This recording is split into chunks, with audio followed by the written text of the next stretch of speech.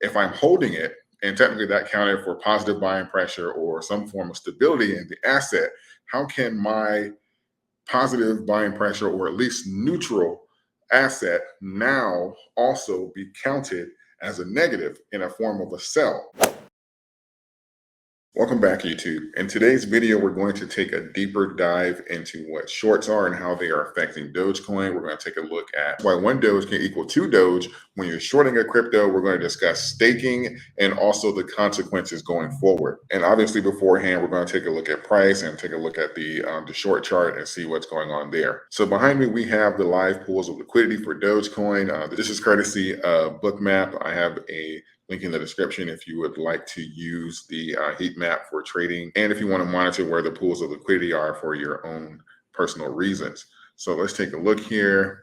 We have the support here roughly at around, this is the 8.8 range. So this is right below the low 9.9. This red here, this is pretty much as high as the buy orders can get. This is pretty much the highest ranking you can have. And so pretty much, obviously, if we break down into there, those buy orders are going to execute. So as of right now, we can say, unless there's some major shorts breakthrough, which I don't believe there will be, we're going to take a look at the short chart here in a moment. We can say that 8.8, once we dip down into there, those buy orders are going to execute. And we should either kind of maintain our sideways movement or have a slight rally upward. But again, we do see that there's some slight selling pressure there. We have like a hint of like a whitish line coming in. So there's some slight selling pressure there, but nothing as aggressive as those buy orders that are waiting at around 8.8. Now I do want to take a look here at the short chart because this is very interesting. I actually have not seen this before while I've been charting Dogecoin, and we literally have the shorts actually, they did not exit the position. Typically on any of the most of the positions that they take, they typically get in, they get out, or at least most of the time they get in, they get out, but not this time. Dogecoin, this is the 6th day in a row that Dogecoin shorts are typically just hovering around that 200-day moving average. They are literally holding the line there. And if you watch any of my older videos, this is me saying that I do believe they're going to try and get a retest of some of those lower levels because they're going to need more money out of the crypto market from Bitcoin, etc. So with the current buying pressure here, those buy orders that are in Dogecoin, like we just saw in the heat map, they cannot afford to exit this position completely. If there's no sell orders, if they exit and they have to go in there and buy those coins to return those shorts, and there is no short pressure or negative or sell orders against Dogecoin, Dogecoin is going to rally just simply because of the amount of buying pressure that we see on the heat map, but also we know that the community is holding at the minimum, but also buying as well. And as I've said a few times before, you cannot have a green asset in a sea of red. You do not want to turn Dogecoin into a lighthouse and have people invest in there, because that's obviously not what they want right now, or at all. But we can talk about that later. And getting into the content here, I want to talk about why shorts are a cancer to crypto and why one Doge can in fact equal two Doges. So when you short an asset, you know that it creates an immediate sell in the market, and you're going to technically drive down the price, or you're hoping to drive down the price to collect a spread, and where you buy the asset and return it. And pretty much the difference between that gap is going to be your profit.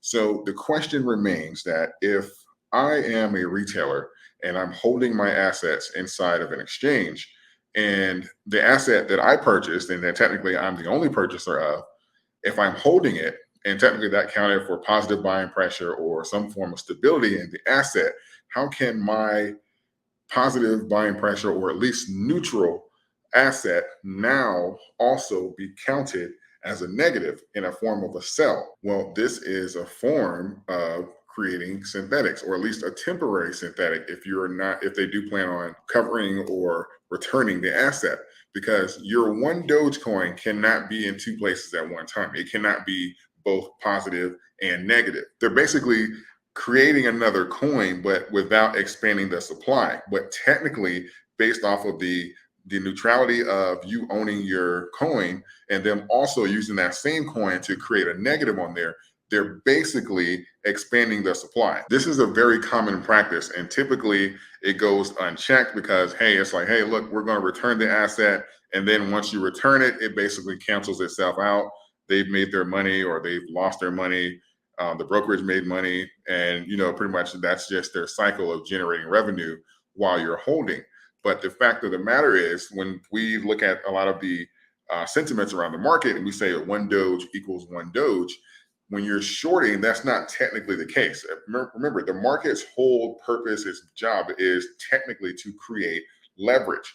When you are creating leverage, nothing is one-to-one. The whole point is, okay, how do I make money from this asset? And you make money from an asset by creating derivatives. When you say, okay, I'm holding 100,000 Doge, and we're going to talk about this we're going to talk about this later in the video on the next slide when we say, okay, well, I know there's an argument saying that, well, they only lend out the coins that are staked, but we're going to talk about that. If you are holding 100,000 Doge and they say, hey, we're going to lend out that 100,000 Doge, your coins aren't positive and negative at the same time. Or is it that you can't get your coins, so therefore they typically just sold your coins, and since you can't redeem all of them at one time, they basically stole them for a short term? There's always that option as well. But I do like, just because of how this is played out across several markets, this isn't just unique to the crypto market. This happens in the stock market. It happens in the banking industry. This is actually common practice when it comes down to dealing with institutions. So you can say that they have created a derivative of your actual coin. And when it comes down to creating derivatives and stuff like that, you have to be really, really careful. This is one of the reasons why I came out and I made those videos a few weeks ago about the BSC tokens and Binance and stuff like that, because when you start doing these wraparound tokens and not showing proof of assets, the first thing that came to mind for me was a crypto, basically like a crypto dark pool, because we have no method of actually doing an accounting to see how many of the actual asset that you own. And then because you're using this wraparound token, you're pretty much being able to trade the actual coin. And this is just hypothetically speaking. I'm not going to say that this is what happens, but I say that this is opening the door. I will further evaluate once those proof of assets come out, because I know that they said that they're going to release it. So I'll further evaluate and then I'll release my findings. But let's just say hypothetically that it is 1, 2, 3, for example, for the BSC token. We have no way of knowing that. So if we're trading the actual token, or if they're moving that token around, we have no way of actually knowing that, hey, this one token is equal to 3 Dogecoin. That BSC token can literally turn into the curtain that represents like the dark pools in the stock market, where they're moving money around, moving assets around, and you simply can't see it. This is kind of like putting a mask over your assets, and you're being able to literally just kind of run it through other institutions or leverage yourself against your customers. There's a lot of things that can go wrong with this. And this is one of the reasons why we have to be really careful. This is why I've been adamantly saying that if we're not careful, we're going to create a little stock market junior. The system that we're dealing with here technically only has one way of doing business. Yes, I know that crypto is supposed to be the answer. Crypto is supposed to change things. But the second when we have institutions come in here, these multi-billion-dollar corporations, their main goal is to drive profit, and holding your assets does not drive profit for them. But we'll talk about that later in the video. So let's talk about staking. Staking is going to be equivalent to your money market account at like your local bank, right? What do I mean by similar to your money market account? Well, it's just like you opening up a bank account, and they are going to provide you with access to your funds. It's a lot faster, it's a lot convenient, safer, quote unquote, to have it in the institution, and they're going to pay you 0.05% interest. And then, of course, they are not simply going to just hold your money. So they're going to lend it out for real estate, business loans, whatever, to generate a spread. And of course, they make several times that. What they're paying you, they generate a heavy profit, run all their organizations, pay their CEOs multi-million-dollar salaries, and they give you your little pennies on the dollar, and then put withdrawal limits on you because they need your money, because your money is not actually there, and they've sent it off and created derivatives and have a 10-to-1 ratio for your dollars you put in there. So they're off making an absolute fortune off of the money that you put in. That's basically what staking is. And I'll go ahead and say this now. I know I've been an advocate for removing your coins from the exchanges. Once the coins start flowing out of the exchanges, watch how quickly those staking percentages go up. But here's the real kicker, though, that's going to change a lot of things for Dogecoin. And as we start to battle these shorts and the amount of coins that they have. So when they have a lot of coins like they do now, which is roughly around 82% of the supply, the technically Dogecoin's rating or the amount that they're going to lend the coins out are going to be relatively low. So Dogecoin would be something that they would call easy to borrow. And easy to borrow, which means that the market is flooded with the coins. They have access to a lot of them. It's not a difficult coin for them to get to lend out. So they have an incentive to loan it out at a much cheaper rate. Dogecoin is actually a cheaper coin, all is well. But as the supply or as their access for the coin goes down, as the liquidity and the coins start flowing from the exchanges, that borrow rate for the coin is going to go up because there's less coins available. That's technically technically in the market. That's what you would call a transfer from like a easy to borrow to hard to borrow. This determines your lend rate. As the coin supply at the exchanges goes down, the borrow rate will go up. This also will discourage shorting because as the borrow rate goes up, the profit margin that they're shorting goes down because right now their profit margins are wide open because there's so many coins. They literally have 82%. The profit margins are wide open because they can technically short Dogecoin for basically I want to say for free, but it's relatively the price points are relatively low. It's nothing for an asset to be shorted for technically like 0.3%. Technically, it can go up to like 3%. On like the low end, it's paid daily, and in the extreme case, you can see that borrow rate at 100%. If it's really hard to borrow, but it's something like Dogecoin, they're paying interest and these rates daily. So this is why I'm saying that there's a strong potential that they're waiting to get to retest some of those lower levels because they're staying inside of these positions at the 200-day moving average. This is 6 days straight. They've paid for this 6 days straight. They saw value to stay inside of this position. So they're not simply just giving away money. So just keep that in mind. And I do want to deal with the fact that people say that they're not lending the coins unless they're staked. That makes no sense. If you are holding outside of buy and sell orders, there's no incentive for an exchange to keep your asset inside of their wallet. I would find it very difficult that they would deviate from any of the previous markets where they technically house your assets until you need them. It's similar to like the stock market does this, the banking system does this. It would make because they're technically only making money when you buy and sell. So if you buy, $1 million of a crypto or something like that, and it just sits there for 5 years, they make zero money on that. To me, that makes no sense versus them pulling from a smaller number of people who actually stake. Yes, they are obligated to pay the people who stake these assets, but I do believe that as for now, they're taking advantage of a lot of the loose rules that are in crypto because obviously in the stock market you have the ability to turn off share lending, and we know the practices that they use. When you sign up, they automatically enroll you in share lending and don't even ask you.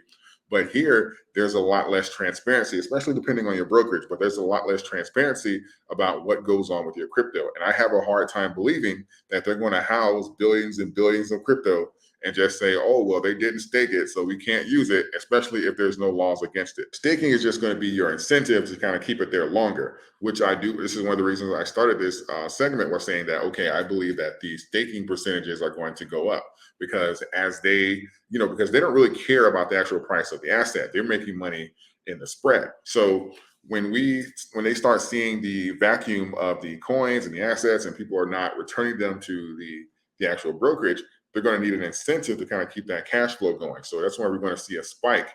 And in my opinion, we're going to see a spike in the staking rates because they're going to need that extra incentive to incentivize people staying on the platform.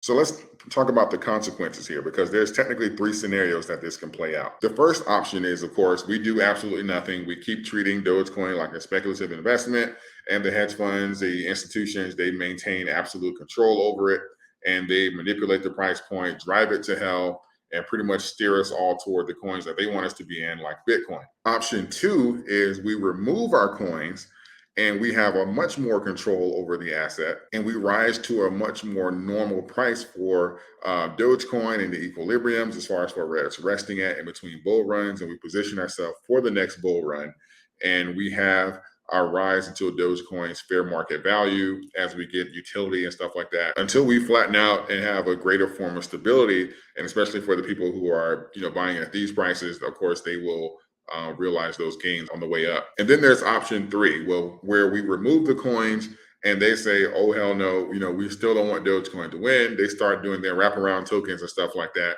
and basically start a version of naked shorting it and to drive the price down. And then, of course, we remove up to 80% plus 90%, and then we put ourselves in a position to actually have a squeeze with the coin, a nasty squeeze at that, because we've already talked about any type of major utility with the coin. Right now, at 135 billion coins, at anything relatively close to the price point that we are now, it's simply not enough coins to fulfill that vision. The coins would become a lot more scarce than they are now. So if they did not come out of those short positions, or if they were in situations with these wraparound tokens, it would get exposed relatively quickly. I'm fine with either of the last two options. The first one is not an option in my opinion. So that's why I do believe that getting your coin off of these exchanges into your own cold wallet is going to be the best thing for Dogecoin right now, and certainly in the future. The bottom line is derivatives are a part of the market. They're a part of any of our major markets that we're investing in. We do have a major advantage here in the crypto market is because we can remove our coins from the exchanges. We do have a lot more control from compared to the stock market, where we typically can't, or just simply having all of our money at home under our mattress when it comes to the banking system. We have a very unique advantage here, and we have the opportunity here to not create a monster like the systems have created in so many other industries. We have an opportunity here to actually create something very special. But if we do this blindly, like the stock market, or we just put money in and start just speculating, they will create what they've always created, which is a system that benefits them in every way imaginable. Keep this in mind, because this rabbit hole for shorts does indeed go deep, and there are several ways that they can take advantage and literally control of an asset. And this is one of the reasons why when I found out about the wraparound tokens and stuff like that, I immediately thought to myself, I've seen this before. This typically happens. If this is happening this quickly here, literally 1 year into major retailers being in the market, if this goes unchecked 5 years from now, we will have a little stock market junior for sure. So please do yourself, do everyone a favor, and remove your coins from the exchanges, the coins that you are holding long term. If you're trading, I understand as far as for having someone there, or if you're using it for purchases, I understand having someone there or having a small percentage, live on your account. I understand that, but for most of your coins, if you're long term, it only makes sense to have them off of the exchanges, because you are crippling the power of those exchanges and the people who hate your coin, basically. I hope this video finds you well. And if you are ever thinking about a way to support the channel, you can do so for free by sharing this video and making sure that you are subscribed to the channel. If you are looking to make some quick money with your fiat in crypto, you can check out BlockFi as well. They have a promotion where if you open an account with them, you can get up to $250 in Bitcoin and Ethereum. I appreciate all of you. Thank you. And until next time.